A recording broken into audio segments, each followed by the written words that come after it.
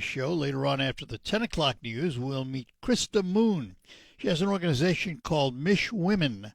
It's an organization providing information to women about candidates and political issues. At 11 o'clock from Carmanos Cancer Center, we have Dr. Steve Zhao. He is a cancer surgeon. But for this hour, we spend time with the gentleman I believe to be the leading voice in the outdoor lifestyle that we enjoy here in Michigan. You hear him, of course, every weekend, twice, as a matter of fact, once Saturday, once Sunday on WSGW with his outdoor magazine. He is the one and the only Mike Avery. Thank goodness there's only one of us. One of me, one of you, and we're all set. Good morning, Mike. Morning, Art. How are you today? I am fine. I am very, very fine. Thank you very much. Also, to those of you at home, if you have any questions for Mike, this is probably the rarest opportunity where you actually get to talk to him. So you can give us a call at 989-752-6111 if you have any questions about the outdoor lifestyle or anything happening in the hunting, fishing arena and the like. I want to start out where I always do, but this time it's about an organization that's history. I always ask about MUCC because they were an important voice for a long time. They have now been silenced. They're done. Who is going to speak for the future of the outdoor lifestyle in this state? It's a wonderful question, and I don't have an answer to that. I don't see another group out there, another organization that's poised to fill the shoes, the role of MUCC. There are some groups trying to get together, like there's a consortium of fishing-related groups being formed. And, of course, then you've got regional groups like the UP Sportsman's Alliance. You've got species-specific groups like Rocky Mountain Elk Foundation, Grouse Trout Unlimited. But I don't see another group that can bring everybody together and have the umbrella to oversee all of our outdoor activities like MUCC did. Were they in some ways checks and balances on the DNR and all of those folks?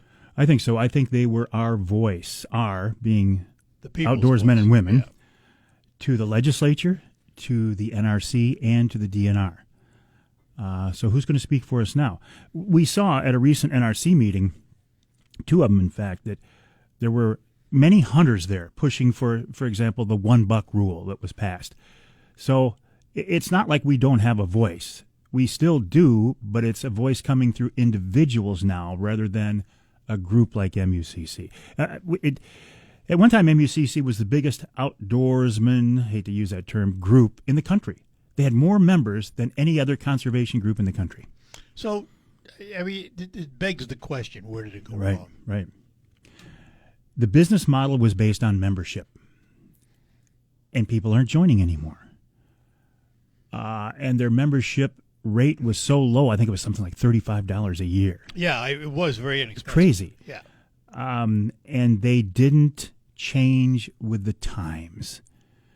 And I don't fault them for that. I mean, I guess who could have seen it coming? When I was at their convention last year, 15 months ago now. You spoke at it, didn't you? I did speak at it. Yeah. And I was first made aware of their financial situation. I went, wow, they're in rough shape. And then it was kind of, I don't want to say glossed over, but we moved on to other things. But boy, it had been building and building and building. And then all of a sudden, out of the blue, the board gets rid of Amy Trotter, the executive director. Now, I don't think it was her fault, but she was the one who happened to be in the position of authority when things went south. So I don't know, Art. It's I worked very closely with that group. I miss that group. I used them as a resource. Their lobbyists, their policy people, they were a great resource to me. I don't know. I don't know. So now it's literally individuals against the NRC and DNR. Good luck. And those other sportsmen's groups that cover their specific area. Yeah, right. Yeah. They're targeted. Right. It's too bad because I mean this is a state well known for its outdoors and hunting, fishing, and all of that.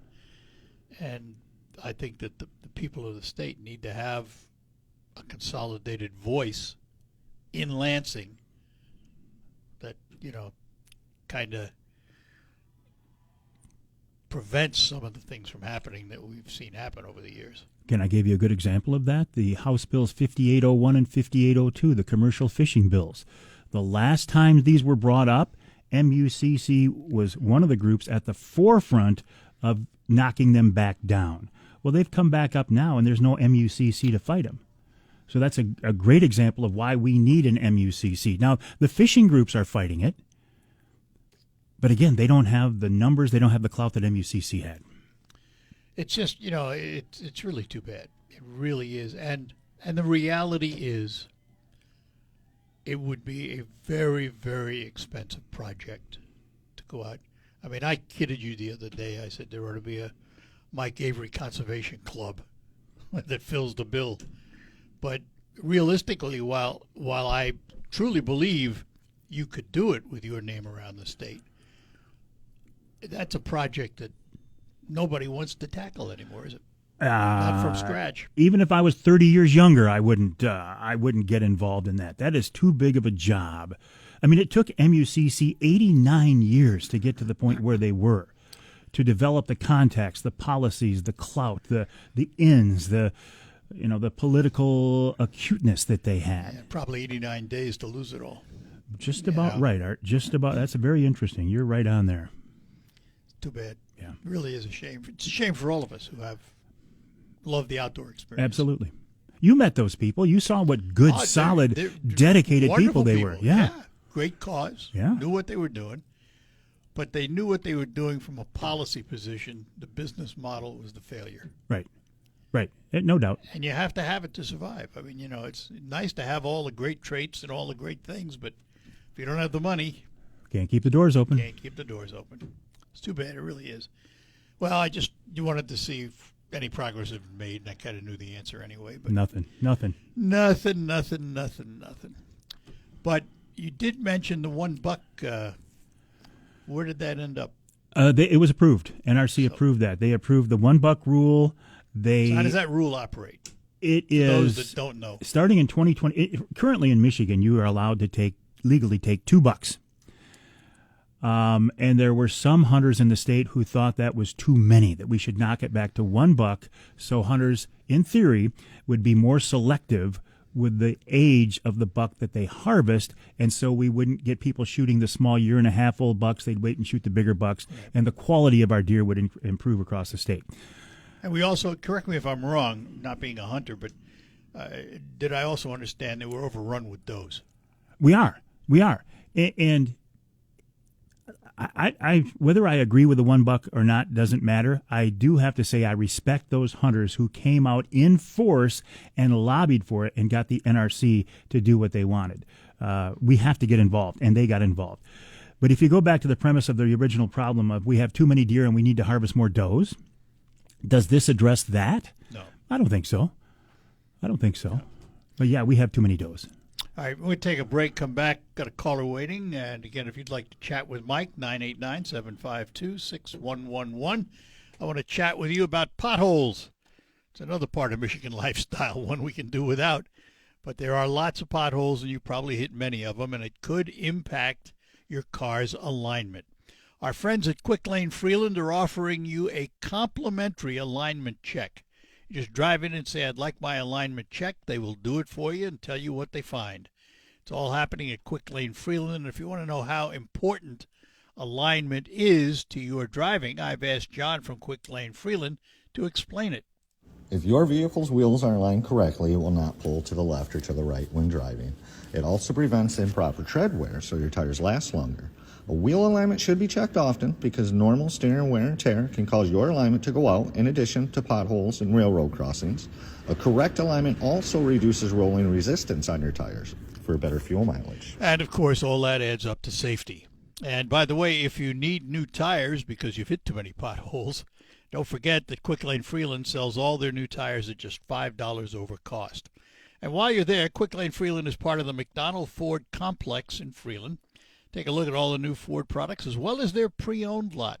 McDonald Ford, Quick Lane Freeland, two names, standing ready to help you with all your automotive needs in 2026. At Audien Hearing, our mission... Hi, we're back with you. In studio with me is the one and only Mike Avery from Outdoor Magazine. You hear him weekends. You hear him Saturdays from noon to 3 and Sundays from 9 to noon on WSGW. And with us on the phone, we go to Freeland and we talk to Foster this morning. Foster, good morning. You're on with Mike Avery. Good morning, Mike. I just wanted to say hi. Nice to see you on a regular radio show instead of the weekend when sometimes it's hard to catch you. But you have an irregular radio show, Mike. Foster, I think you would work your whole schedule, your whole weekend around listening to my show. I can't do that. I'm too busy. You're never too busy to listen to outdoor radio. Well, anyways, I only shot $2 one time in one season in my whole life. The rest of the time, I'm happy with one. But I don't think it's a great loss, but I am concerned about the rifle rule being taken down in Zone 3. I am too. I think that could lead to problems. I am too. Good Explain idea. that. And what Foster is talking about, one of the other moves that the NRC made at their last meeting was to eliminate the so-called shotgun zone in southern Michigan. In 1948, the NRC and DNR decided there were too many people in southern Michigan to allow firearm deer hunters to use centerfire rifles during the 15-day firearm deer season. Now in 2026, somehow, they've decided it's now safe to do that, and they have dropped that. So you can use anything in southern Michigan. Foster, I'm with you. If it was a safety aspect in 1948, why is it no longer a safety concern in 2026? Even greater. Exactly. More people. Well, and certainly more what animals. I see, people will be using large caliber rifles to shoot 400 yards across the bean field and not knowing where that bullet's going on the other end. Exactly. And Yeah. we don't need 300 Win Mags shooting in southern Michigan. But now they're legal. That's right. Well, on the opposite side of that, it's always been legal to use a bottleneck cartridge for some nighttime hunting in southern Michigan. 269 and So that- smaller. Yeah, it's kind of funny there too. I know. I think I know. people hunting at night for coyotes or like that are a little more careful about what they're doing. I have a question. These laws that come about and these rules, are they made by people who actually hunt and understand the process or not? The Natural Resources Commission is 7 people appointed by the governor. Regardless That's right. of what their outdoor lifestyle is. I mean, the chairman of the NRC, Becky Humphreys, she's the only one I really know. I've known her for years. I have a lot of respect for her. She was a field biologist at the Gratiot-Saginaw Game Area a long, long So time she ago. understands. Exactly. Went on to become DNR director. She understands it. The others, I don't know. I mean, they may be wonderful people as individuals, but I think as a group, I am really dissatisfied with them the last couple of years. Couldn't agree more, Mike. I'm going to sign off. Enjoy your program. Thank you, buddy. Appreciate Foster, it. thanks for calling. Bye-bye now. Yep. And that opens the lines. If you have any questions for Mike, 989-752-6111. I mean, it does, well, with MUCC gone now, does anyone approach the governor with suggestions for people on these boards, or is she on her own to do this? You know, I've been trying to figure out how this all works, and I don't have a handle on it. You know, you'd like to think that somebody appointed to oversee the DNR would have a biological background.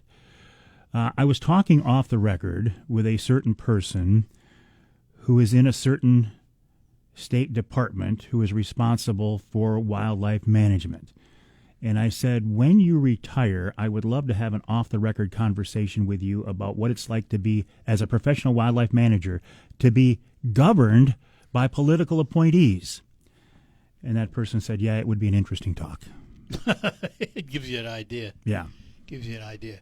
Well, another one that's been controversial in the news and all that is CWD, chronic wasting disease, and the ability to feed, not feed. Where are we now? Has that changed at all? I'm going to say no. It slowly continues to expand. The one thing that the NRC did not do in these recent meetings was address the issue of baiting. That that really drives me crazy. If you truly wanted to decrease the number of deer in our state and make a better opportunity for hunters to see more deer, they would have allowed baiting. Now, it was tentatively scheduled to be addressed this spring. But when the whole one buck rule came up and all the resources and attention went that direction, they dropped the baiting issue. I think, look, if you gave the so-called trophy hunters, and I don't mean that in a disparaging way, but if you give the big buck hunters something, I think they should have given the average weekend warrior something too. The person who works in the shop all week long and may only have two days a year to hunt. And probably is the one going to take the does that were Exactly. Give them the tools, but they didn't. They just completely ignored that because of, going back to your question, the threat of CWD. So, in my limited, very limited understanding of this, baiting was prohibited in certain areas. Did that expand? Baiting is prohibited in the Lower Peninsula. The entire Lower Peninsula. That's an expansion. Well, no, it's been that way. Wait, has it always been that way? Well, I don't know about always, but it's been that way as long as I can remember. Now, you can bait in the UP, but you can't bait in the Lower. Because... Why do you ask me such questions? I don't know. Sorry. They say baiting spreads CWD. But have you ever seen a deer in an orchard under an apple tree? I mean, they're all over each other. They're grooming each other. I'm not buying into it. I'm not a wildlife biologist, but I'm not buying into the sky is falling with CWD. And I may be very short-sighted and very wrong on this, but that's where I'm coming down on it now. The other, and I wouldn't want to see it used this way, but the other side of it is chronic wasting disease could give you some herd control, couldn't it? Yeah. But, it's not a good reason to allow it to happen. But the thing about CWD is, there are deer that can survive for years with CWD. When you compare that to EHD, which is caused by midge flies biting deer, that's almost always fatal. 'Tis the season. And when they get bit, if they're going to die, I mean, they get sick and die within a matter of days, if not a couple of weeks. So to me, I think EHD is a bigger threat than CWD. But again, I'm not a biologist. I'm just a passionate participant and a longtime observer, Art. And let me ask this, again, from a lack of knowledge. For the average consumer who hunts, they take a doe, let's just say that doe has CWD. Is there a danger to the human side of things from eating that meat? There's not supposed to be. I don't think there's been a case of CWD jumping from a whitetail to a human. But if you hunt in the CWD zone, it is recommended if you harvest a deer that you do get it tested. And if it is positive, they recommend that you don't eat it, just Safety to be wise, sure. Yeah. Yeah. All right. Well, we're going to take a break. We come back. We're going to, again, if you have any questions for Mike, you can give us a call. But got to chat about some new tubes that he's riding on these days. We'll do that when we return. Big insurance, big pharma.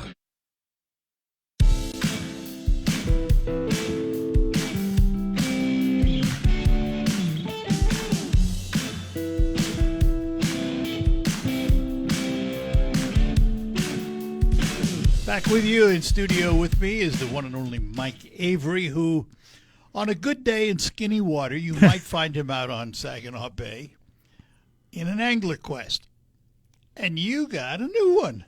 You just got it, didn't you? I did. And you know what is considered a good day this year, Art? When we don't have a northeast wind. Yeah. We have been inundated by northeast winds. Now, the good thing about that is it pushes the cooler water in from the outer bay into the inner bay, my beloved skinny water, and tends to keep the fish in there longer. But isn't that the day you want to be out there? Well, it's funny. Mother Nature has my number because every day it doesn't blow happens to be a Wednesday. And guess where I am on Wednesdays? I'm across the hall from us right here. So, yeah, I got another Angler Quest. I love Angler Quest. I love to support Michigan-based family-owned companies. Angler Quest was formed here in Michigan by Mr. Angler Quest, Brad Dupuis. Brad has his own company now. He's out with improved boats. They're just wonderful fishing machines there. I never would have thought that even 10 years ago, I never would have thought that I would be fishing Saginaw Bay in a pontoon. That's crazy. Who would have done that? Now I can't imagine not Not doing it.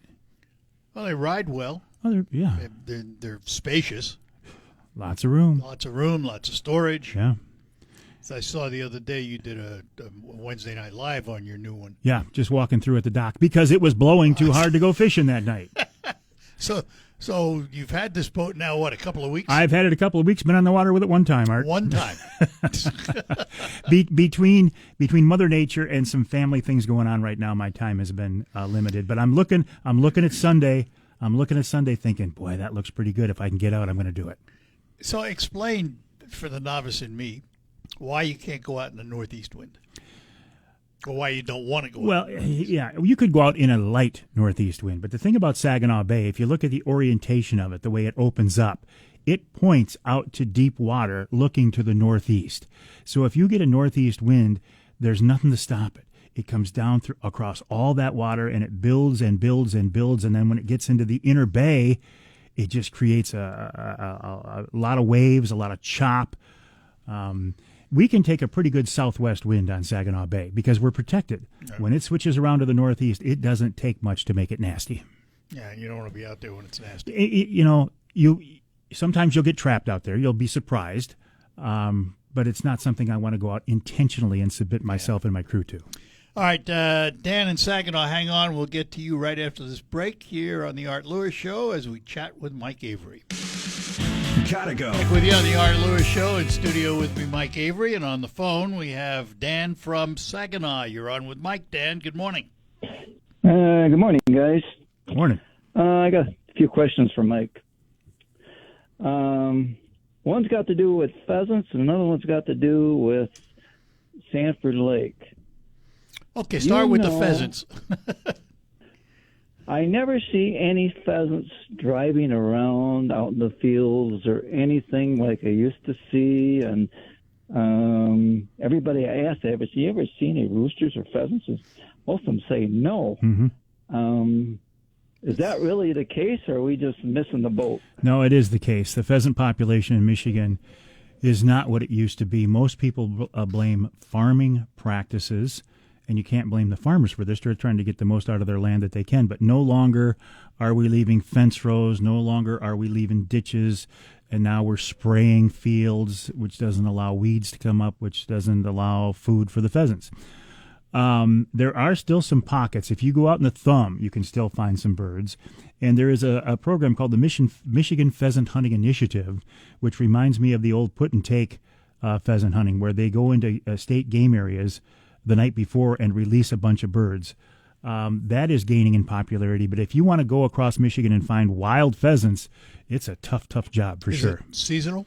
Is it a seasonal hunt or is it year-round? No, it's October. It starts October 20th. Yeah, and then there is now a late hunt in December as well. See, one other thing, too, is when they, when I was, a teenager and hunting pheasants, which was many years ago, we saw a lot of pheasants, but another thing, they didn't fall plow most of the ground right at that particular time. Yeah. So besides the fence rows and everything else, they had a lot more cover, and most of those were like wheat fields that had a little bit of clover in them, stuff like that. Well, it goes to say once you change the habitat, you change the population. Remember what it was like though when you'd pheasant hunt and you'd put up a rooster and they'd cackle? Wasn't that the coolest sound in the world? Oh yeah, we used to go out to this one big farm, like about an hour before dark, and we could listen for them out in these great big cornfields. It's a beautiful sound. Starting to fly around looking for a roosting place, and it was it's quite fun. and that'd be your chance to get a rooster or two. Mm-hmm. So Sanford Lake, what's on your mind there? Well, Sanford Lake, I have a relative that lives up there, and I was asking him about the fish, and he says as far as he knows, they haven't planted any fish, and I just wanted to know what is the future of the Sanford Lake about all the fish that was lost in the flooding, and are they going to plant any fish in there, or what is the program going to be for that lake? Good question, and I don't know if they're going to stock fish in there or not, but I know that there's still a resident population of fish. There's still muskies in there, there's still walleye, and there's still a lot of other fish, pike and such. The numbers, I'm not sure. Obviously, a lot of fish got blown out when the flood, they got blown out into Saginaw Bay. We'll find out soon, though. We'll now find that out the soon. water's back. Sanford Lake was considered a very good muskie fishery for a long time, and I suspect it won't take long for that to come back. But I really don't know the answer as far as what the stocking program is. Well, they used to catch quite a few crappies out there Yeah, too. yeah, absolutely. Yeah. I mean, I had a relative that lives out there, and one day, of course, he throws his fish back, most of them, but he caught over 130 crappies. Well, here's a guess for you. My guess is it will come back, but it's going to take time. So what doesn't happen this year may be better next year, may be better the year after that. What do you think, Mike? Well, I think you're probably right. But wasn't it amazing how fast the water level came back? Oh, yeah. Holy, Oh, I mean, the absolutely. timing was perfect. It happened during flood stage, but Yeah. man, did that water come back quick. Yeah, but now it's Yeah, that's whole again. also. Can you say also about the Saginaw Bay? As far as the walleyes, he fishes out there a lot too, and he says, he doesn't catch that many big walleyes anymore out there. Is that going on also? Yeah, there's no doubt the size of walleye on Saginaw Bay is down from what it was years ago. And the reason is we have so many fish. That's why the DNR wants us to thin them out. We have an 8-fish limit of 13 inches. They want us to thin that population out. And if we can thin that population out, maybe our fish can get bigger again. And maybe we can get some perch back. Now, here's another thing to keep in mind, though. Commercial fishermen want access to the Saginaw Bay walleye. That could thin out the population very, very quickly, but take it too far to the other side and do some damage. Yeah. So that's something to keep an eye on. All right. Dan, Okay. thank you for calling. Oh. Appreciate it. Thank you. Have All a good righty. one. Yep. Thanks, guys. Yep. Bye. Take care. Bye-bye now. This, again, without a major organization to front for us like MUCC, who speaks up for the fishermen in this debate over commercial fishing on the bay? Right now, it's being spearheaded by the Great Lakes Salmon Initiative. And then there is another group, the consortium I was talking about, of fishing groups coming together. I don't know much about that yet, but those are the groups right now that are really fighting this. Again, a fight that in the past was MUCC and successfully kept beating it down. And what's amazing is the number of legislators who signed on to this, who are in support of this, of allowing 11 commercial fishing operations, 11, Art, to trump the needs of hundreds of thousands of sport fishermen. Specific territories within the bay, or that just opens the bay? I mean, 11 in the whole state. There are the 11 state. commercial fishing operations in the state of Michigan, Okay. and they want access to sport fish. For example, Saginaw Bay walleye that were put there by the DNR and sportsmen's groups. Yeah, they're going to take Saginaw Bay right. walleye are native to Saginaw Bay. They were wiped out in the 40s by pollution and over-harvesting by commercial fishermen. Commercial fishermen didn't put those fish back there. Why should they get access to them? And on top of that, which we haven't discussed, is the native agreements of their commercial fishing. Because they kind of trump all of it. They don't trump they? everything, and I'm not an expert on this, but the last I heard, that treaty didn't come down as far as Saginaw Bay. I think. Yeah, which is why we don't have them here right Yeah. now. And again, if MUCC was still around, I could get on the phone to Justin Tomei, who was their lobbyist, and say, Justin, help me understand this. That resource isn't there anymore. I can still call Justin, but he's not at MUCC anymore. Yeah.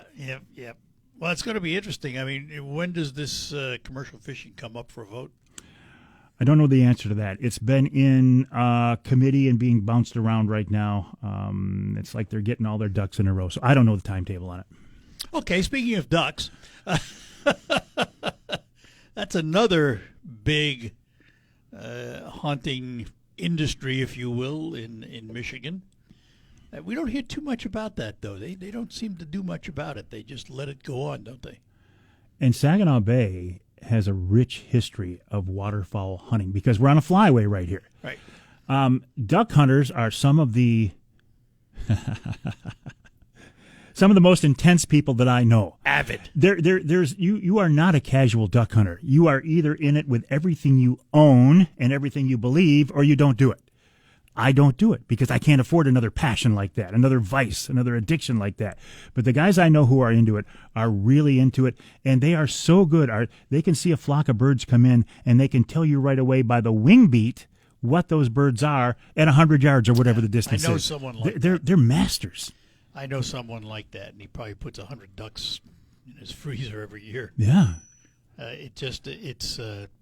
You talk about passion, and it's not cheap. No, it's like fly fishing on steroids because the fly fishermen are very hardcore too. Yeah. You take it to the next level and throw in a shotgun and a bunch of boats and stuff, and then you've got a duck hunter. So I want to bring this back a little bit to your angler quest, and that you a few years ago went out and got your captain's license. I did. And any intention on using it? I mean, is it a retirement plan? I use it every summer in that I take charity charters out on Saginaw And Bay. do you need a captain's license for that? You do. If you're not And I doing found it that for- out the hard way when I offered up a trip to the Michigan DNR Conservation Officers Association. They said, yeah, we'll take it. Where's your captain's license? And I said, Oops. oops. So kidding. I got my license so I could legally do charity Yeah. charters. I don't do paid charters for a couple of reasons. Number one, I don't consider myself that good of an angler. And secondly, I don't want to go into competition with the people who are my friends, Right. who are full-time charter captains. They're my friends, and I use them as resources. And there would be people who would book a trip with me just because they know my name. And I don't want to take that away from these hardworking men and women who are doing this full-time. I don't want to go into competition with my friends. So let me ask about who are the leading voices in the outdoor lifestyle today? Individuals. Forget the organizations. A couple of people I know, you have them on your show regularly, but who are some of the leading voices? Are we talking media, or are we just talking outdoors in general? Outdoor men in general. Well, you got to talk Jimmy Gretzinger at Michigan Outdoors. He is right out there. Kyle Green of Greenway Outdoors is a young guy who I look at this kid and he's like, he is the future of the outdoors here in Michigan. I'm struggling with names here. I mean, Richard P. Smith. Okay, I Yep. see where you're Oh, going. yeah. Richard P. Smith is a guy you either love him or you hate him. Much like me, Art. Me too. I have much respect for him. He is an outdoor writer from the Upper Peninsula. He is a hunting expert. He is a black bear expert. He is a whitetail expert. He's very outspoken, and that's why people love to hate him. You need that. Though. I would like to see Richard on the Natural Resources Commission, but he'll never get appointed because he doesn't fit the mold, and he's not part of that whole group. Yeah. Richard P. Smith is just an awesome person. Look at Ted Nugent. Love him or hate him. Absolutely. And even though he doesn't live in Michigan anymore full time, he's here all fall. In fact, you did a show with him last fall. By the way, I still look back at that show and what a wonderful conversation that was that you had with him. And when you talk to him, remind him that we're supposed to have lunch. Krejaks. Yeah. He's in Texas now. But yeah, he's no fan of the DNR. Oh, I know that. He hates the Michigan I know that, DNR. Yeah. Let me interrupt you for a minute here because we have a caller. I want to get him on before we run out of time here. Joe in Bay City, you're on with Mike. Joe, good morning. Oh, good morning, gentlemen. A beautiful day. A little windy again, but beautiful day. Hey, I have a quick question, and it has nothing to do with Michigan. It has to do with a law that they're looking to vote on in November in Oregon to ban all hunting, all fishing, and all farming with herds, livestock. Have you heard anything about that, I Mike? saw that at 2:00 this morning when Charlie Root emailed the story to me. That's the first I'd heard of it. Obviously, that's very, very scary. It is legit. These people are very serious in what they're pushing. It looks like it doesn't have a realistic chance of being adopted, but the fact that it's even being proposed is very concerning to me, and it's not that far out of the realm of possibility that something similar could happen here in Michigan. That's the scary part. You're exactly. I'm not a hunter, and I haven't fished in many years, but I certainly like our environment and everything else that goes with it. But you're right. I agree. What goes somewhere out west sometimes makes it over to our It absolutely does. And there has been talk of getting a constitutional right to hunt and fish here in Michigan. But it's going to take a lot of money and a lot of time and effort. And MUCC even didn't want to do that because they didn't have the resources. So now I don't know who would do it. But it would be nice if we could have something in our state constitution or whatever it's called saying you have the right to hunt, fish, shoot, and trap. And we don't have that right now. All right. Can we? Can you give Ted Nugent a call and tell him to take a ride over to Oregon for the next couple months? And I think Ted probably would not be welcome in Oregon. no, I don't think so. All right. Joe, thanks for calling. Appreciate it. Okay, have a good one, guys. Thank you. Yep. 2 minutes left. I didn't want to end without you promoting a major event coming up in July. Friday, July 31st at the beautiful West Branch Country Club in beautiful West Branch, Michigan, in beautiful Ogemaw County. The third annual Mike Avery Outdoors Charity Golf Outing. This time, we are partnered with a group called Outdoor Mentors. Now, I used to do this with MUCC's Youth Camp. There is no more MUCC Youth Camp, but I wanted to continue to work with people who are committed to getting kids in the outdoors. Outdoor Mentors is that group. They are formed specifically to raise money for projects to get kids in the outdoors. All of the money we raise at this event will stay in Michigan, and it will all go towards getting kids in the outdoors. Go to the website outdoormentors.org/Avery, outdoormentors.org/Avery. You can sign up to play. You don't have to be a scratch golfer. You can sign up to play. You can sign up to sponsor, and we need volunteers as well. And Art, we're hoping to see you there this year as well. Yeah. It's always a blast. It's a great course. They treat us very well. It's just a lot of fun, isn't it? And Mike manages to gather up a whole host of raffle prizes. Mike and Steve Wyndham. And Steve Wyndham. Okay, we'll give Steve credit. He needs it. All right, so 30 seconds left. What's ahead for you in the outdoors? I mean, what do you see as the big issue right now? I want to remind people quickly that they still have a couple of days to apply for the Michigan Bear or Elk Tag. That ends in May. I think it'll be interesting to see what the new deer hunting regulations bring. It'll be interesting to see if southern Michigan becomes a war zone during the firearm deer season, and I want to see where the commercial fishing bills are going to end up. Mike, my friend, and I'm proud to call you a friend. Thank you for being here. It's my pleasure. I feel like we should do this more often. No, I think so too. Jonathan, get to work on it. And hold the crowds back from Charlie Root. He's in the building. Charlie. Thank you. Mike Avery. You hear him on the Outdoor Magazine, weekends on WSGW. Get ready to tee it up at the return. All right. Thanks to Mike Avery for being with us. That concludes hour number one. Next hour, we're going to learn about a group called Mish Women, and we're going to learn about it from Krista Moon coming up after the news, but the news is first. ABC brings you up to date on the world and the nation. Michael Percha is in the newsroom to bring you up to date on the region and the state. And then we'll be back right after the news. Broadcasting from the